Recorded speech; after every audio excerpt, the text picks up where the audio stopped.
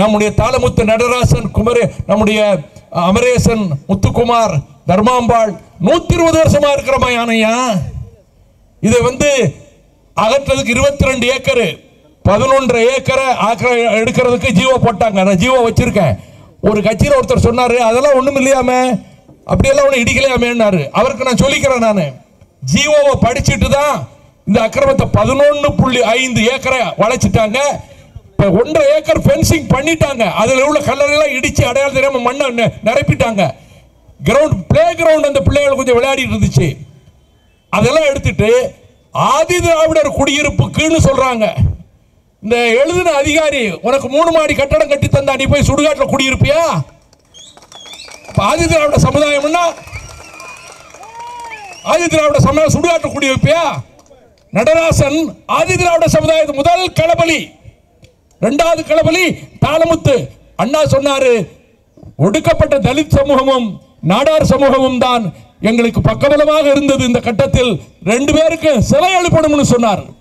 ஒரு நாசகார பாசிஸ்ட் சக்தி மத்திய அரசு அதிகாரத்தோட அவங்க முன்பு ரத யாத்திரை நடத்தியவர்கள் இன்றைக்கு தமிழ்நாட்டிலேயும் உள்ளே நுழைந்து செங்கோட்டையிலிருந்து விஹெச்பி ஊர்வலம் ஆரம்பிக்கலாம், பயிற்சி கொடுக்கலாம், ஆர்எஸ்எஸ் ட்ரில் கொடுக்கலாம், தந்தை பெரியாரை இழிவுபடுத்தி சம்பந்தமில்லாத கருத்து மேலே 2 வரி கீழே வண்டி எடுத்துட்டு 2 வரியை போடலாம். இதெல்லாம் அண்ணன் வீரமணி அவர்கள் இப்பொழுது சொன்னாங்க.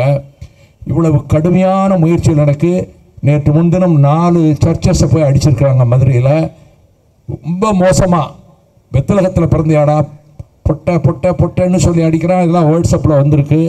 நான் கேட்டேன், பொண்ணுன்னா இப்போ இழிவா? பொட்டைன்னா அந்த பொண்ணு தாண்டா இங்கே மதுரையிலேயே மன்னனே முட்டாப்பையிலன்னு சொல்லி நீதி கேட்டவன். அப்படி சொல்கிறான், 100 தடவை சொல்கிறான். உலகம் பூரா போயிருக்கியா சொல்லிட்டு அடிக்கிறாங்க. எல்லாம் ஏழைப்பட்ட மக்கள். ஒரு சின்ன ஓட்டு வீடுங்க, அந்த ஜெப வீடு. அடிச்சுட்டு அந்த தம்பி ரவி ஜேக்கப் அமைதியாக இருக்கிறாரு. என்னென்ன கெட்ட வார்த்தை உண்டோ அவ்வளவும் திட்டிட்டு, நீ இவன் பொண்டாட்டியா வைப்பாட்டியாடான்னு கேட்குறான் மனைவியை. இதுவும் எல்லாத்துலேயும் வந்திருக்கு. அடுத்து அந்த பொண்ணுகிட்ட இருக்க பைபிளை பிடுங்குறான். அந்த சகோதரியை நான் ஆஸ்பத்திரியில் நேற்று பார்க்கும்போது நடுங்கிக்கிட்டே இருந்தது. என் பைபிளை பிடுங்கினாங்க. நான் பைபிளை சேர்த்து பிடிச்ச உடனே என் சேலையை பிடிச்சி இழுத்தாங்க. அதில் என் பைபிள் கீழே விழுந்துருச்சு. அதை எடுத்து கொளுத்துனாங்க என்று சொன்னான். பிள்ளைகள் நல்ல வேளை சின்ன பொம்பளை பிள்ளைங்க பயந்து ஓடிடுச்சு. அந்த எரிக்கப்பட்ட பைபிள் பகுதியை நான் மீடியாட்ட காமிச்சேன். நாங்கள் இவ்வளவு சேனல் வந்திருக்கீங்க, நாங்கள் ஓட்டுக்கிட்டு கேட்டுங்க கூட்டம் நடத்தலை. நேற்று அவ்வளவு டிவி சேனலும் ஆஸ்பத்திரிக்கு முன்னாடி இருந்தாங்க. நான் இந்த எரிஞ்ச பைபிளை காட்டினேன். என்ன இவ்வளவு மோசமாக நடந்திருக்குன்னு காட்டினேன். அந்த தாய், அந்த சகோதரி ஏழை சகோதரி, அவங்க ஒன்றும் மதமாற்றம் செய்யலை. அவங்க நம்பிக்கை உள்ளவங்க அங்கேருந்து ப்ரேயர் பண்ணிகிட்டு இருக்காங்க. மீனாட்சி அம்மன் கோயிலுக்கு கோடிக்கணக்கான பக்தர்கள் போகிறது நாங்கள் எதிர்க்கலை. மசூதிகளில் பள்ளிவாசலில் போய் அவங்க தொழுகை நடத்துகிறத எல்லாம் அனுமதிக்கிறோம். அதுபோல் கிறிஸ்டியன்ஸு அவங்க கருத்தை சொல்கிறத அனுமதிக்கிறோம்.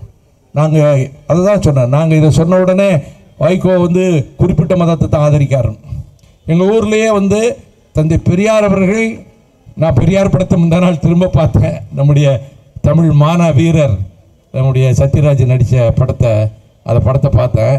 அதில் அவர் கோயில் நிர்வாகத்தை பற்றி கேட்காங்க.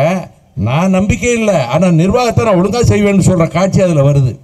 அதுபோல் எங்கள் ஊர் வடக்கித்தம்மன் கோயிலுக்கு இப்போ நாங்கள் எல்லா ஏற்பாடும் நான் பண்ணியிருக்கிறேன். அந்த மக்கள் அப்படி விருப்பம்.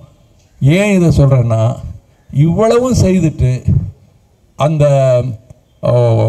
இன்னி 21 சர்ச்சை இந்த 10 நாளில் அடிக்க போகிறோம், 100 சர்ச்சை இடிக்க போகிறோம்னு சொல்லி பயங்கரமாக சொல்கிறான். இதை நபருடைய பெயர் அதில் எல்லாருக்கும் தெரியுது. ஆனால் போலீஸ் என்ன எஃப்ஐஆர் போட்டிருக்காங்க தெரியுமா? அவ்வளோ போராட்டத்துக்கு பிறகு அடையாளம் தெரியாத நபர்கள் எரித்தார்கள். அந்த காலித்தனம் செஞ்சவனுக்கு பிஎஸ்ஓ கொடுத்துருக்காங்க, பர்சனல் செக்யூரிட்டி ஆஃபீஸர். கன்மேன் பக்கத்தில் நிற்கிறான். நான் முதலமைச்சர் எடப்பாடி அவர்களை கேட்குறேன், இந்த மதவெறி கூட்டத்தில் இருக்கிற குண்டர்களுக்கு நீங்கள் போலீஸ் பாதுகாப்பு கொடுக்குறீங்களா? இப்போ நீங்கள் மந்திரிகள் முதலமைச்சரும் அதே லிஸ்ட்டு தானப்ப? நீங்கள் வச்சுக்கிடுங்க பிஎஸ்ஓ, நீங்கள் செக்யூரிட்டி வச்சுக்கிடுங்க. இந்த இந்துத்துவ அமைப்புள்ள ஒவ்வொருத்தருக்கும் ஒரு ஊரில் செக்யூரிட்டி கொடுத்து கன்மேன் கொடுத்துருக்கீங்களே. நாங்க அதுக்காக கிறிஸ்டியன்ஸ் கொடுங்க, முஸ்லீம்ஸ் கொடுங்க நாங்க கேட்கிறோமா? அவங்களுக்கு எவ்வளவு ஆபத்து இருக்கு. இது வந்து இதையாவது நீங்க, நான் 2-3 தொலைக்காட்சி மட்டும் ராத்திரி போட்டாங்க. இது எவ்வளவு பெரிய விஷயம். குஜராத் மாதிரி ஆயிடக்கூடாதுங்க தமிழ்நாடு. நீங்க நம்ம தொலைக்காட்சியினர் இதை தயவு செய்து போடுங்க. 4 சர்ச்சில் அடிச்சு, ஒரு சர்ச்சில் அந்த பொண்ணு பைபிளை கொளுத்தி அந்த பொண்ணை அடிச்சு நெத்தியில பொட்டு வைக்க போய் அந்த பொண்ணு முகத்தை மூடிக்கிட்டு இவ்வளவு ஆக்கிரம நேரத்தில் நடந்திருக்கு. ஒரு ஏழை குடும்பம். இது மாதிரியான சூழ்நிலை தமிழ்நாட்டிலே நிலவி இருக்கிற நேரத்தில் தான்